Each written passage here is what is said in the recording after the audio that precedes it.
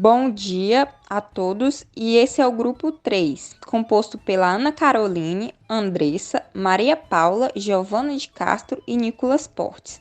Nós iremos retratar sobre aplicações da radiação eletromagnética, aplicações da radiação eletromagnética em áreas da saúde, aplicações para diagnósticos e radiografia plana. Espero que vocês possam entender e compreender o que nós vamos falar. O que é radiação eletromagnética? É uma radiação constituída por ondas eletromagnéticas, incluindo ondas de rádio, infravermelho, luz visível, raios ultravioleta, raio-x e raios gama. A radiação eletromagnética é um termo usado para descrever um fluxo de partículas que absorvem energia que viaja para fora de uma fonte eletromagnética. A energia nesses fluxos pode variar amplamente no poder e é medida pelo espectro eletromagnético. Este tipo de radiação pode ser benéfico, inofensivo ou extremamente perigoso para os seres humanos, dependendo da fonte, nível de radiação e duração da exposição. E também existem fontes naturais e artificiais de radiação eletromagnética. Como já foi dito pela Giovana, existem fontes naturais e artificiais de radiação eletromagnética. O Sol, por exemplo, é uma fonte intensa de radiação que pode ter efeitos positivos e negativos sobre os seres vivos. O Sol, ele também produz fluxos eletromagnéticos que podem ser visíveis e invisíveis. Os raios ultravioletas do Sol, eles são invisíveis e eles podem causar tanto queimaduras solares e câncer de pele se ocorrer uma sobreposição.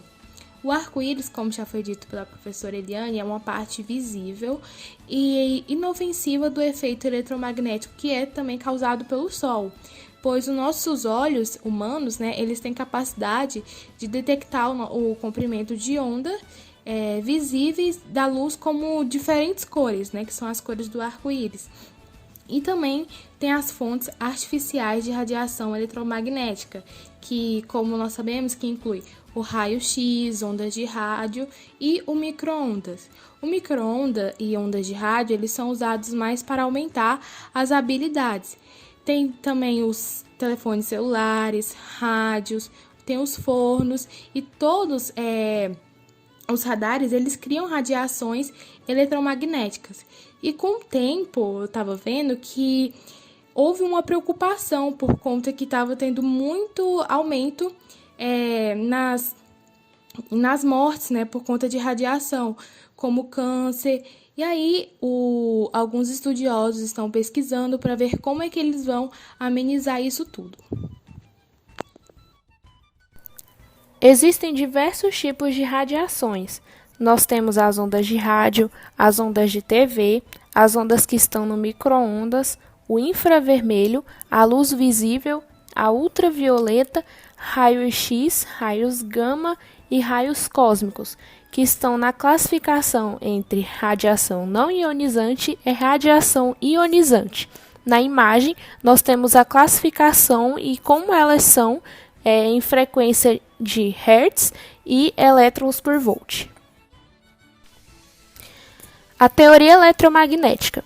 A energia elétrica e o magnetismo já foram consideradas forças separadas. No entanto, em 1873, o físico escocês James Clerk Maxwell desenvolveu uma teoria unificada do eletromagnetismo. O estudo do eletromagnetismo trata de como as partículas carregadas eletricamente interagem entre si e com campos magnéticos. Existem 4 principais interações eletromagnéticas. A força de atração ou repulsão entre cargas elétricas é inversamente proporcional ao quadrado da distância entre eles. Os polos magnéticos vêm em pares que se atraem e repelem, assim como as cargas elétricas. Uma corrente elétrica em um fio produz um campo magnético cuja direção depende da direção da corrente. Em um campo elétrico em movimento, produz um campo magnético e vice-versa. O comprimento de ondas de luz do espectro visível foi descoberto no início do século XIX. William descreveu a radiação infravermelha em 1800 e John Ritter a radiação ultravioleta em 1801, com utilização de um prisma. As equações para descrever o campo elétrico foram desenvolvidas por James Clerk em 1862 a 1964. Antes disso, achavam que o magnetismo eram forças separadas. Bem, em resumo, a radiação eletromagnética é uma forma de energia que é produzida por distúrbios elétricos e magnéticos oscilantes ou pelo movimento de partículas carregadas eletricamente que viajam através de um vácuo ou matéria. A radiação de elétrons é liberada como fótons, que são feixes de energia de luz que viajam a velocidades da luz como ondas harmônicas quantificadas. Essa energia é então agrupada em categorias com base em seu comprimento de onda no espectro eletromagnético. Essas ondas elétricas e magnéticas viajam perpendicularmente entre si e possuem certas características, incluindo amplitude, comprimento de onda e frequência. Bom, a radiação eletromagnética pode percorrer um espaço vazio. A maioria dos outros tipos de ondas devem percorrer alguns tipos de substância. Por exemplo, as ondas sonoras precisam de um gás, sólido ou líquido para passar para ser ouvido. Os comprimentos de ondas são medidos entre distâncias de cristais ou calhas. Geralmente são caracterizadas pelo símbolo grego lambda. Os benefícios do uso da radiação na medicina. Desde a descoberta das radiações ionizantes, profissionais de saúde podem obter imagens internas do organismo sem recorrer à cirurgia exploratória. Essa possibilidade resultou na preservação de inúmeras vidas ao longo dos anos. Afinal, o risco de uma operação é muito maior que o de testes radiológicos. Monitoramento e tratamento de doenças de forma não invasiva são outras vantagens do uso da radiação na medicina. E os riscos do uso da radiação na medicina. Quando há baixa exposição, praticamente não existem efeitos colaterais graves. Ocasionalmente, pode haver alergia leve ou vermelhidão na parte exposta aos rádios e partículas. Isso explica porque muitas vezes é benéfico realizar exames e tratamentos com radiação. O problema é que ela tem efeito cumulativo. Em outras palavras, após períodos de exposição à radiação ionizante, pode até alterar o DNA das células, aumentando o risco de desenvolver doenças como o câncer. Esses perigos levaram as instituições como a Organização Mundial da Saúde e o Ministério da Saúde a alertar a população em geral.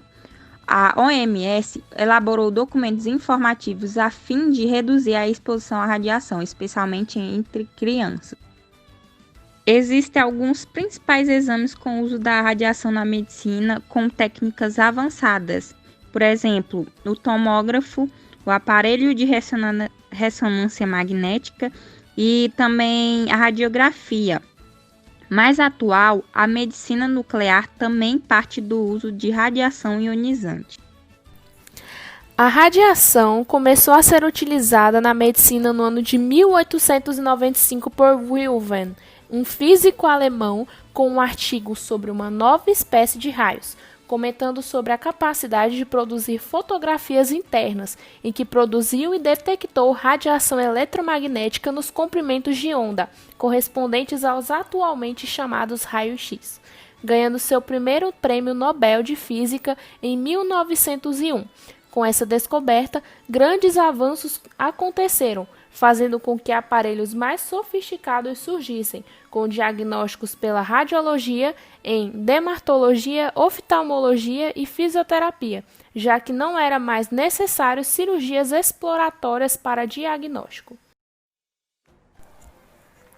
Existem diversos princípios para essa medicina nuclear. Ela é utilizada com materiais radioativos para fins diagnósticos e terapêuticos, por meio de substâncias contendo baixas quantidades de radiação, os radiofármacos, em que essa especialidade dá suporte à cardiologia, neurologia, hematologia e dentre outras áreas. Embora as radiografias e a medicina nuclear integrem o mesmo campo, a radiologia, elas partem de princípios distintos. Uma de suas aplicações mais conhecidas aparece no detalhamento do câncer, determinando o tipo e a extensão de tumores.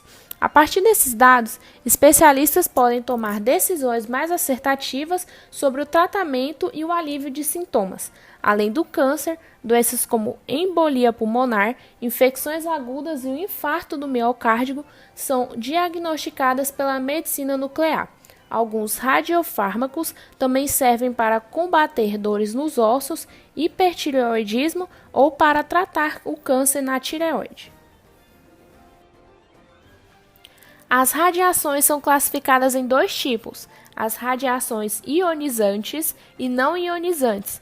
As radiações ionizantes têm origem no núcleo do átomo, contendo alta quantidade de energia, como os raios gama. As radiações não ionizantes possuem uma menor quantidade de energia, apresentando riscos baixos, o caso da luz, do calor, do micro-ondas e das ondas de rádio. Os diagnósticos efetuados com o uso de radiação eletromagnética são realizados por meio da obtenção de imagens do interior do corpo, sendo utilizadas nesse processo basicamente a radiação X, a radiação gama e ondas de rádio, em diferentes procedimentos que permitem os diagnósticos distintos. Para se obter uma imagem do interior do corpo, é necessário que a radiação atravesse, o que só ocorre com os raios X e os raios gama, e também é necessário que haja interação entre a radiação e os tecidos do corpo, o que se dá na forma de absorção e de espalhamento. O espalhamento provoca perda na intensidade do feixe emergente, devido às mudanças aleatórias na direção de propagação das ondas. No entanto, essa radiação espalhada não contribui para a formação da imagem. Ao contrário, ela degrada, tendendo a borrar a imagem. Na absorção, o feixe de radiação emergente tem menor intensidade do que o incidente. Essa variação de intensidade da radiação que emerge do corpo no paciente e atinge o detector é o que permite a construção das imagens. O grau de absorção da radiação pela matéria depende da energia da radiação e da intensidade do meio, dos números atômicos dos elementos químicos mais abundantes no meio e da quantidade de elétrons por unidade de massa no meio. Quanto maior for a energia da radiação, menor será a absorção. Outro fator que contribui para a absorção é a proximidade entre o valor da energia da radiação incidente e o da energia necessária para retirar os elétrons dos átomos. Quando esses valores são próximos, a probabilidade de a radiação ser absorvida aumenta, e a radiação X tem essa característica.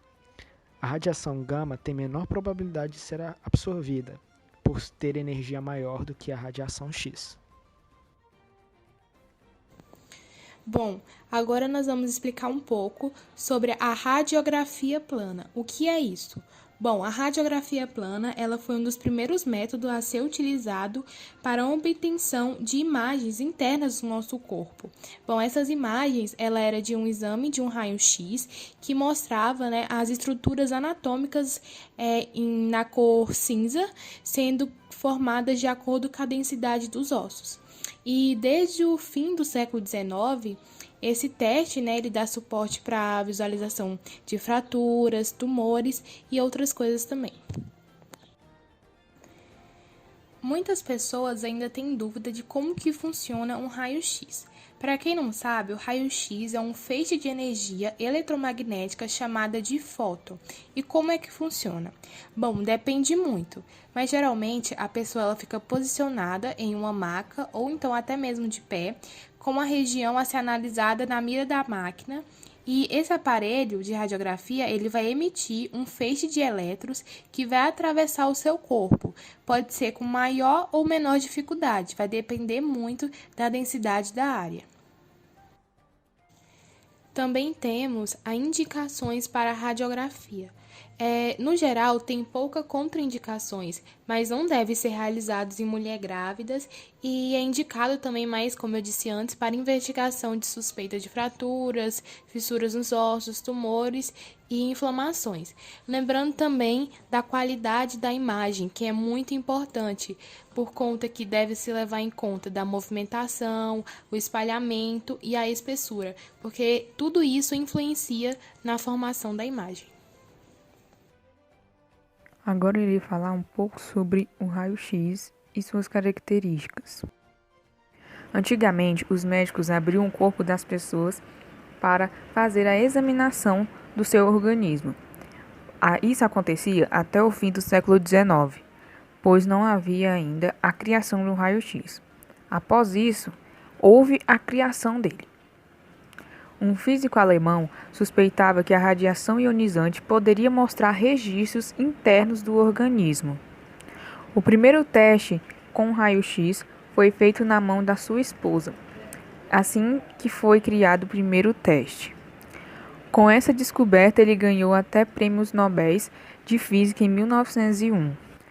Então, o raio-x foi se popularizando, pois aí era possível diagnosticar várias doenças em que antigamente não poderia ser feito diagnóstico, como, por exemplo, traumas, pneumonias, câncer. Todos eles agora podem ser vistos através do raio-x.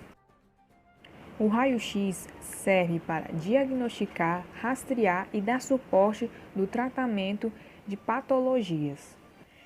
Existe o raio-x do tórax, em que ele consegue observar anormalidades no pulmão, como tuberculose ou pneumonia. Existe o raio-x de seios e da face, que ele consegue observar se há sinusite, câncer de cavidade nasal e seios paranasais. Já o raio-x de abdômen, ele consegue observar causas, sinais de obstrução ou distensão das alças do intestino. Existe a radiodensidade, em que cada parte do raio-x, cada cor, tem uma especificação. Por exemplo, a cor preta significa o ar, o cinza escuro, gordura, o cinza claro, tecidos moles e o branco é o osso. Quanto maior a sua capacidade de absorver e espalhar os raios, menor o escurecimento o filme terá. As imagens obtidas na radiografia são bidimensionais. As estruturas internas do organismo aparecem sobrepostas. Quando se deseja realçar algum tecido ou órgão, como por exemplo o sistema digestivo, urinário e reprodutor, é meio complicado de ser visualizada, pois eles são preenchidos por fluidos. Então, o paciente, quando por exemplo vai fazer algum raio-x do estômago ou do intestino, ele precisa ingerir um líquido à base de iodo ou bário, que faz com que o raio-x produza um contraste mais nítido para analisar o órgão. E finalizamos o nosso trabalho por aqui. Eu espero que todos tenham entendido e que tenham gostado também da nossa explicação. É isso e muito obrigada.